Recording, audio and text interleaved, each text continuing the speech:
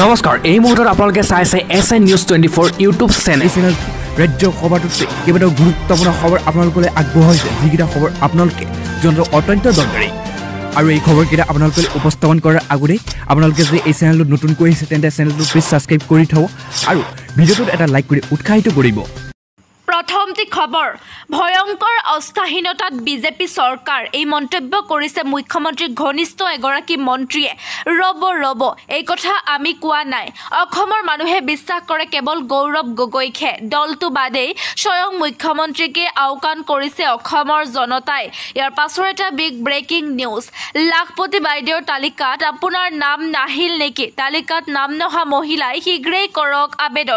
আবেদন কৰিলে লাভ কৰিব 10,000 কোটি টকা মুখ্যমন্ত্ৰীয়ে গোটৰ মহিলাসকললৈ দিলে ডাঙৰ খবৰ কিয়নো সমষ্টিৰ বিধায়কৰ জৰিয়তে প্ৰতিগৰাকী মহিলাৰ নাম অন্তৰ্ভুক্ত কৰা হ'ব এই তালিকাত যোগ্য মহিলাৰ নাম বাদ পৰিছে নেকি আঁচনিৰ পৰা 30 জুনৰ ভিতৰতে তালিকাত নাম নহা মহিলাই পুনৰ কৰক আবেদন সমষ্টিৰ বিধায়কৰ জৰিয়তে প্ৰতিগৰাকী মহিলাৰ নাম অন্তৰ্ভুক্ত কৰা হ'ব এই তালিকাত এতিয়াও আপোনাৰ নাম অন্তৰ্ভুক্ত হোৱা নাই নেকি কোন মাহৰ কোন সমষ্টিত কেতিয়া বিতৰণ কৰিব ধন প্ৰায় 30 লাখ মহিলাই লাভ কৰিব 10,000 কোটি টকা মুখ্যমন্ত্ৰীয়ে কৰিছে বৃহৎ ডাঙৰ ঘোষণা আহি গ'ল লাখপতি বাইদেউৰ নতুন ইয়াৰ পাছৰ এটা বিগ ব্ৰেকিং নিউজ 5 ৰাজ্যত সংকটত পৰিছে বিজেপি চৰকাৰ নিৰ্বাচনৰ পূৰ্বে সংগ এৰিব সহযোগী দলে ৰাষ্ট্ৰীয় ৰাজনীতিৰ নতুন মূৰ 5 ৰাজ্যৰ নিৰ্বাচনৰ পূৰ্বে সংকটত পৰিছে বিজেপি চৰকাৰ ৰাহুল গান্ধীৰ সৈতে যোগাযোগ খুব্ব নেতাৰ NDAৰ সংগ এৰিবলৈ খাজু কেইবাটাও মিত্ৰ দল মোদী চৰকাৰৰ বিৰুদ্ধে খৰ্গহস্ত সহযোগী দল ইয়াৰ পাছৰ এটা বিগ ব্ৰেকিং নিউজ অৰুণোদয় চৰকাৰী ঘৰৰ নামত ঘোষ বিচাৰিলে দিয়ক অভিযোগ এই মুহূৰ্তত এটা ডাঙৰ খবৰ আহি পৰিছে কোনোবাই যদি আপোনাক অৰুণোদয় আঁচনি আৰু চৰকাৰী ঘৰৰ নামত ঘোষ বিচাৰে তেন্তে দিয়ক অভিযোগ এটকাও ঘোষ ললে যাব লাগিব জেললৈ মুকলি 6টা বিশেষ ফোন নম্বৰ আৰু হোৱাটছএপ নম্বৰ ৰাজ্যৰ লাখ লাখ লোকলৈ ডাঙৰ খবৰ আহি পৰিছে এই মুহূৰ্তৰ এটা বিগ ব্ৰেকিং নিউজ প্ৰধানমন্ত্ৰী আৱাস যোজনাৰ নামত চৰকাৰী বিষয়ে ঘোষ বিচাৰিছে নেকি এটকাও ঘোষ ললে যাব লাগিব জেললৈ মুকলি 6টা বিশেষ নম্বৰ 6026903418 লগে দিয়ক অভিযোগ অৰুণোদয় আঁচনিৰ নামত আপোনাৰ পৰা টকা বিচাৰিছে ইয়াৰ পাছৰ এটা বিগ ব্ৰেকিং নিউজ ৰাজ্যত হৈছে উৎকট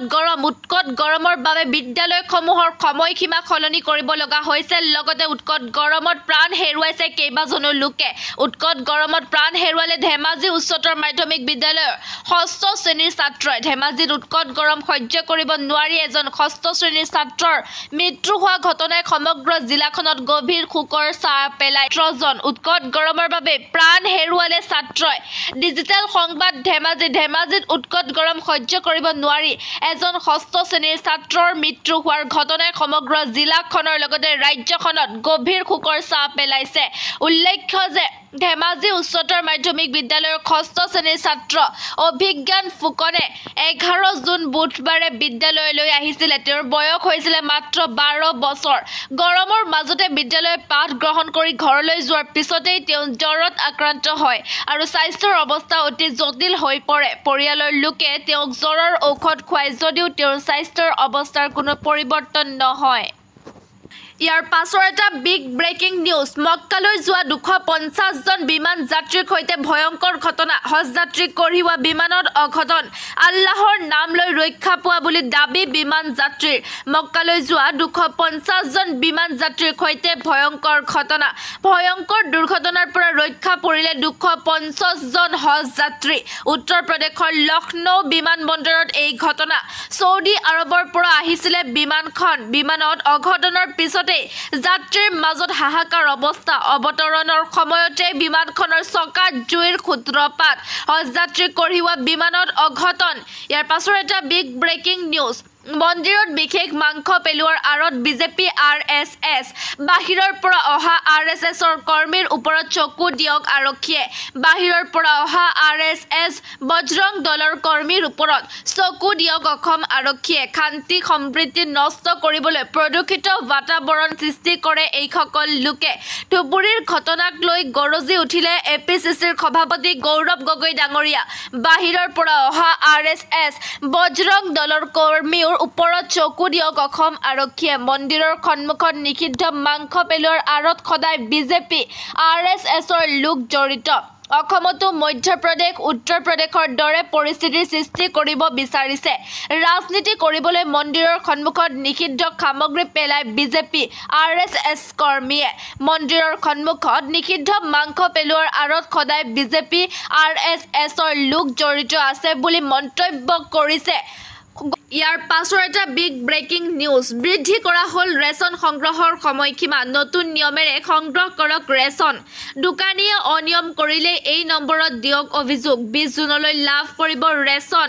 আজি 15 জুন এতিয়াও শেষ হোৱা নাই সময়সীমা হেল্পলাইন নম্বৰ 19672 কল কৰি দিব পাৰিব অভিযোগ ফোন নালাগিলে মেছেজ কৰক এই নম্বৰটোত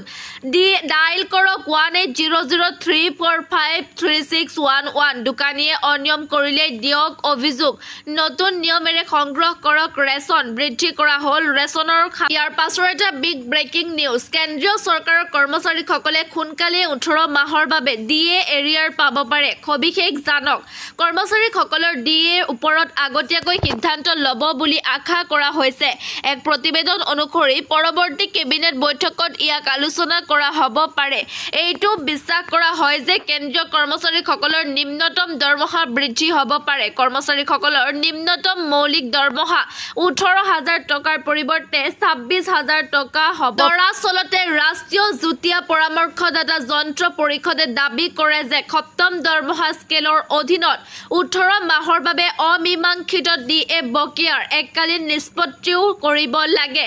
JCM ব্যক্তিগত আৰু প্ৰশিক্ষণ বিভাগ আৰু বিত্ত মন্ত্ৰালয়ৰ মাজত বকেয়া ধনৰ বিষয়ে আলোচনা কৰা হৈছে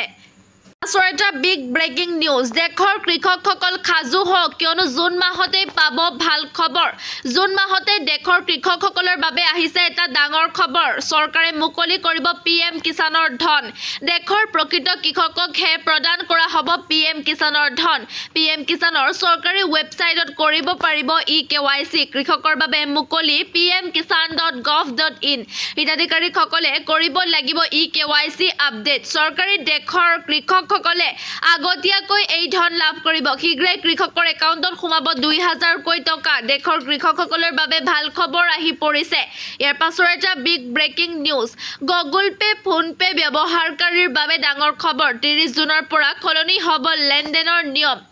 NPCI ঘোষণা কৰিছে বহুকেইটা নতুন নিয়ম কিন্তু এতিয়াৰে পৰা ধন লাভ কৰা লোকজনৰ বেংক একাউণ্টত থকা নামহে দেখা পোৱা যাব 30 জুনৰ পৰা UPI লেনদেনত সলনি হ'ব বহুকেইটা নিয়ম গুগল পে ফোন পে ব্যৱহাৰকাৰীৰ বাবেও আহিছে ডাঙৰ খবৰ ধন পঠিওৱা ব্যক্তিয়ে নিশ্চিত হ'ব পাৰিব প্ৰকৃততে যি জনলৈ ধন পঠিওৱা হৈছিল তেওঁ লাভ কৰিলে নে নাই ইয়াৰ পূৰ্বে ফোনত যি নামত সেভ কৰি ৰখা হৈছিল সেই নামতেই দেখা পোৱা গৈছিল লেনদেনত হোৱা দুৰ্নীতি ৰোধৰ বাবে অনা হৈছে এই নতুন নিয়ম এতিয়াৰে পৰা ধনৰ লেনদেনৰ সময়ত ধন লাভ কৰা একাউণ্টৰ গৰাকীৰ